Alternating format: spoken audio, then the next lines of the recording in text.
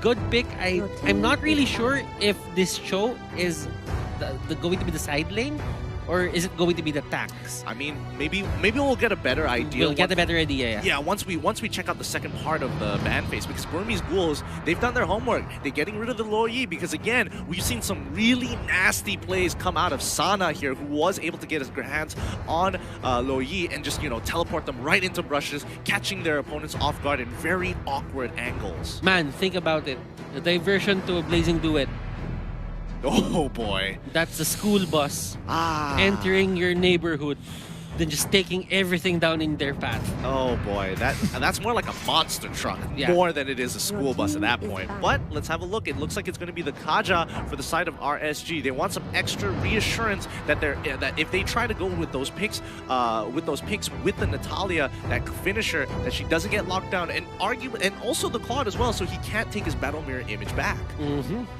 And right now, Ruby DD, they're looking into their last ban.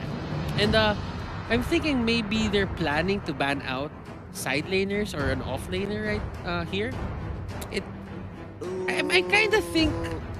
I'm actually wondering why Burmese Ghouls went for the Louis ban. Well, I mean, the slot was, you know, was filled already by Natalia, or are they thinking that this might be a side lane Natalia? Potentially. It's not like we've seen some pretty weird builds on Natalia. Sure. Yeah, some really weird builds. Some of them rather interesting, where you're trying to abuse the passive as much as you can, and then after that you just build tank items, which is I don't personally like, but it doesn't. I don't want to throw it out of the window just yet. Yeah, of course. Burmese Ghouls banning out that Farsa. You know what? I like the ban. At least they cannot, you know, turtle in their own turrets if they have to. So right now, if they want to clear the waves, they have to use the Blazing Duet, or they can get another hero that has good wave clear. Yeah, I'm very surprised that Jawhead wasn't picked up earlier into this matchup. It was wide open. Anybody could have taken it, and nobody touched it. They just left it open. They took the Sylvana, they took the Natalia only naturally, and then they decided to go for the Labu Labu. So I find it rather interesting overall. Looks like RSG isn't going to take their last ban here, which is going to mean that the Burmese Ghouls are going to have some open options here. They're only going to get one pick, so RSG are trying to take full advantage of the fact, hey, we don't need to ban the last thing. There's nothing else a priority, and you're only allowed one pick. So this opens up more options for us when we get our double pick in the second phase. Yeah, and that is another no ban for the side of RSG. Is this a legit strategy now? Kinda got me thinking. I mean, I'm trying to justify it, and that's the closest way I can justify the strategy to work. Right now, RSG is gonna go for a Harley and a Khalid. So this might be well. Guessing from their past performances, I think that Khalid will be the XP laner. Most likely. Sana, it does have it locked under him, so I would assume, yes, EXP laner. Sync probably going to go into the offlane. Could be going into the offlane, could be going to the support position. That's going to be a little bit tough. But Jason, Oh, their missing ban is Saber. Okay. So Saber, definitely a little bit more understandable here. Definitely want to get rid of something that just completely locks you down. Some hard CC, point and click, go in, 3 sweeps, boom, you're either dead or you're about to die. And this might be the weirdest Jawhead pickup ever. It was done at the last pick. Yeah, it's bizarre. It's bizarre, but you know, the mind games are coming in here because the Natalia was first picked, and the Burmese Ghouls had to reply with the Yi Shin, and they had to pick up an offlaner because Benedetta and as well as Yuzong were taken off. So very telegraphed, very interesting draft overall. I love it though. It's about 50-50, but I will say that the Burmese Ghouls look a lot more standard, a lot more solid in terms of their composition. And right now, we are heading into the game. The compositions are locked in. You would get the Saber ban, because if you're planning to go Harley, the 100% you need to ban out the Saber. Oh, for sure. If they had that option, they would go for it. I mean, it's so versatile. It's so versatile. It's like a divine judgment. It's like an imperial justice. You get the lockdown, your whole team is gonna collapse on them. That's all you wanted to do. Every other ability, like, sure, it does damage. It's a bonus. It's a plus. But man, those ultimates are just such powerful abilities in itself. And right now, the power level of skills is just way too high. If you get caught out by that triple sweep, most likely you're not gonna have a good time, or you cannot contribute anymore just because you're gone. Yeah, I mean, if you don't exist on the map, then well, it's hard to contribute. But welcome to the Land of Dawn in our final best of 3 of today. It's going to be RSG versus Burmese Ghouls. Let's see who comes up on top. And as you can see right here, Sana is going to be the tank Khalid with the Festival of Blood. Tank Khalid, I guess, maybe going to get the ejector onto Jason here, but that doesn't mean that he's going to die, especially when it comes to the strikes coming out of Sana. He chunks him out, but Sana in trouble. KZP looking for the opportunity to get the trade kill, and they trade 1 for 1 at the end of the day. However, that recall might cost them as the next wave is about to collapse. You know what? That was a great play coming out from Maybe, because he knew that Jason was at level 1, and he got the idea that it's going to be the first kill rather than the hat trick. So it's more likely that he cannot escape that since he doesn't have the flicker as well. But Sana here, just going in, trying to protect his buddy. Yeah, I mean, he's doing an okay job. Sync again, melee into ranged matchup. Not exactly the most ideal, but he is a Cho, and he has a lot of kill pressure at 4. He goes in and flickers out with the third hit of Jikundo. RubyDD suspects something is up, and he's able to flicker out in time as he does notice the exclamation mark only shown by Natalia. Flicker for flicker, that is a good trade. And right now, after that, you can see Natalia. He's gonna go all out on this bottom lane. Yeah. Look at him. He's already on the back lines. They're going for the full dive. BDD takes a lot of damage, allowing Jason to easily pick it off. Maybe looking for an ejector, looking for an opportunity. Throws Jason under the turret sink, unable to catch him with the third hit of Jikundo in time to cancel the ability. They trade 1 for 1 again. Maybe is punishing Jason way too hard right now. Every attempt that he goes for the kill, it's gonna be, it's gonna be turnaround or it's gonna be a trade.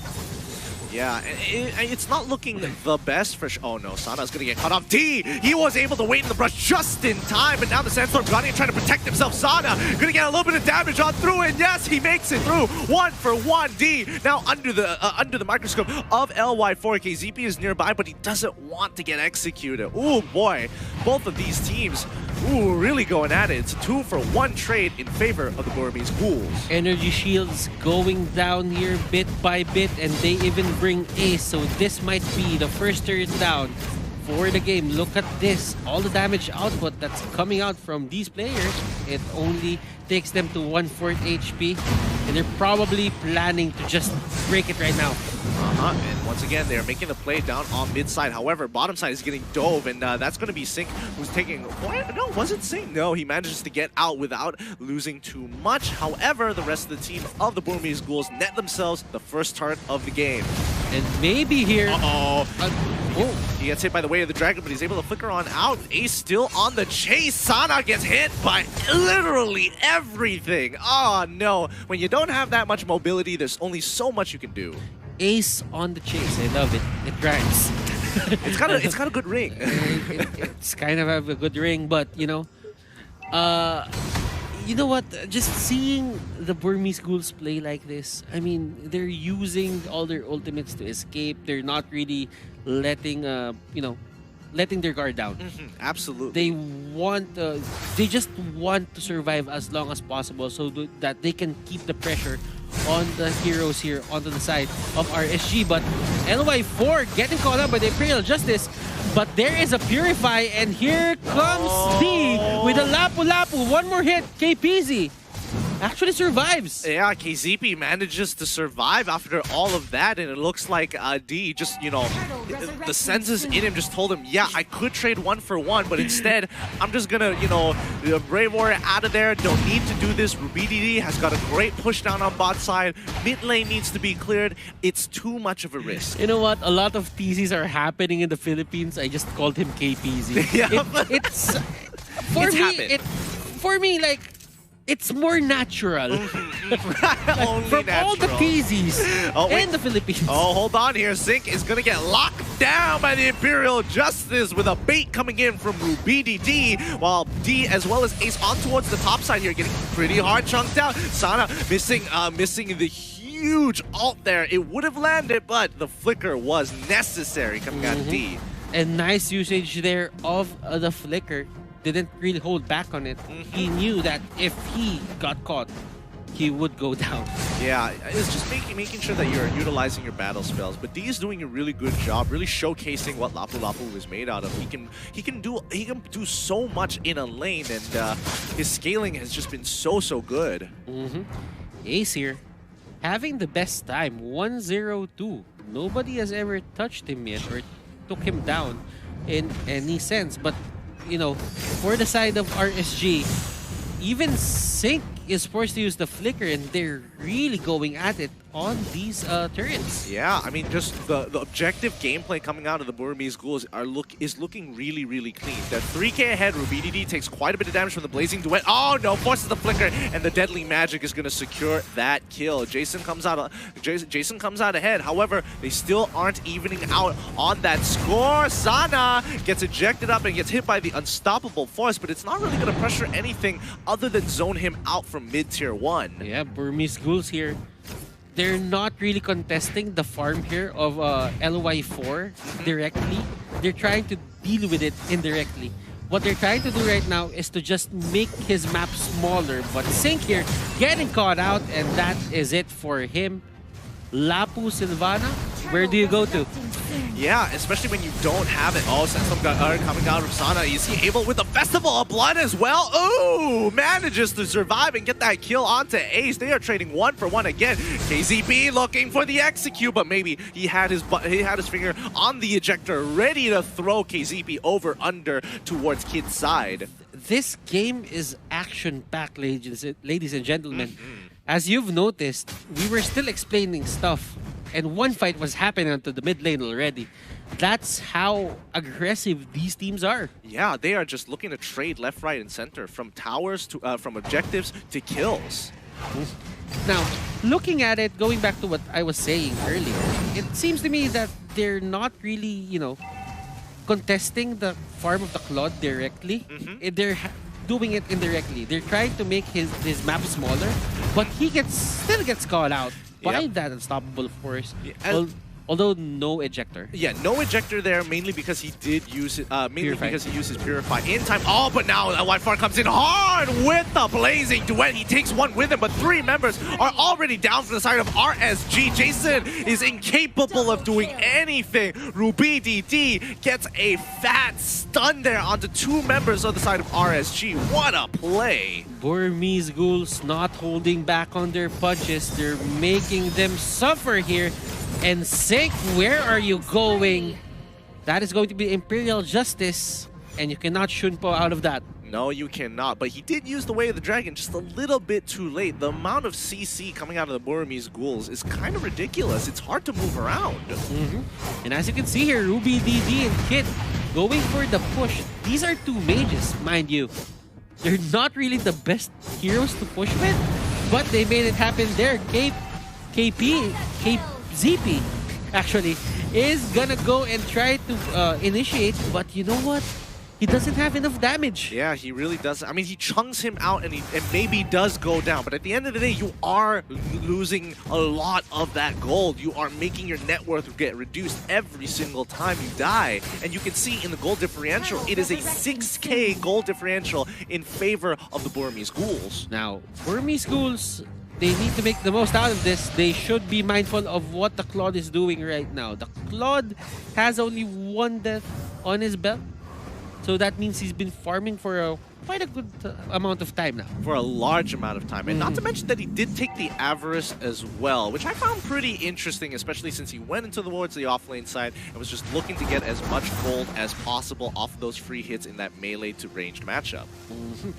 Right now, as you can see, RSG, they're actually converging onto the mid lane, and they are trying to make sense of this game. What can you do to stop the snowball that Burmese Ghouls are running them with? over right now? Oh, I don't know, because Sync, he is on the run. Oh, Imperial Justice does not land. He is looking for an option. He flickers forward as well and gets the execute. Holy! They found an option, but KZP once again moving forward. D finding a huge pick off there. That was so good. It's a triple kill coming in for Ace. Make it a quadra. Maniac coming out by big boy Ace. And now they are looking to try and break into the inhibitor turrets and end this game. KZP can only do so much. KZP and his gang, this is the 30-second rule. There are 30 seconds on the timers on 4 people here. Can they defend this? That is the question. Can they contest the minions? And yes, they will. Wow. Just, yeah. Well, I mean, RSG does have good wave clear mechanics. Honestly, it was really, if Burmese Ghouls really wanted to rush for it, there was a chance. However, they don't want to take the risk. You might as well pull back. It's 10 minutes. The score is 9-18. They are so far ahead in this game. It is ridiculous. I don't think RSG can really force a play onto the Burmese Ghouls. When you rush stuff, you make more mistakes. So right now, D gets caught out. And this is what I'm saying about when you rush stuff, because he was there on the enemy lines. LY4 is the main target, but he doesn't have any more HP. Joy goes down. Imperial Justice on the back lines. Ladies and gentlemen, they all go down except for the Claude. And this is going to be LY4's defense. Can he clear this up? Does he have the Blazing Duet? No. He doesn't have it right now. They go in. They try to take him down. BMI out, and that is going to be those are 2 mages into the middle lane. They're trying to end this right now. Blazing Duet trying to go for a Kid. Kid goes down. Ruby Didi. Oh my goodness, LY4 just saved the day right there. Yeah, he is just holding on to the reins here, and unfortunately, he needs to take out this Lord. But the rest of the Burmese Ghouls, they won't be able to get there in time as the rest of RSG respawn to defend one more time. It looks like Singapore is still in it to win it. This is only game number 1, but the fight is hot, and make sure you guys join the fight, you know, just putting it out there. I mean, it rhymes. I see what you did there. I see what you did there, like a little too late. It has a good ring. It does. It does. It has a really good ring to it, as a matter of fact. But now, the Burmese Ghouls, okay, Lord out of the question now. What are we going to have to do? It looks like they're... I mean, for now, RSG has some breathing room, but they can't afford to make a mistake here. If somebody gets picked off, it's not going to matter too much in the grand scheme of things, other than the fact that the Burmese Ghouls are going to muscle their way into their base. Now, Sync, he gets caught out, and this was what I was talking about. He gets all 3 hits of the Jeet Kune Do. Sync doesn't take the second part of the way of the Dragon. He is looking to Shunpo away, but that doesn't mean anything when you have nowhere to turn. All of the Burmese Ghouls lanes right now, or all the lanes, are actually in favor of Burmese Ghouls right now. Like, everything is pushing to their side. The only reason why the top is pushing for the side of RSG is because Natalia is there trying to cut the minions.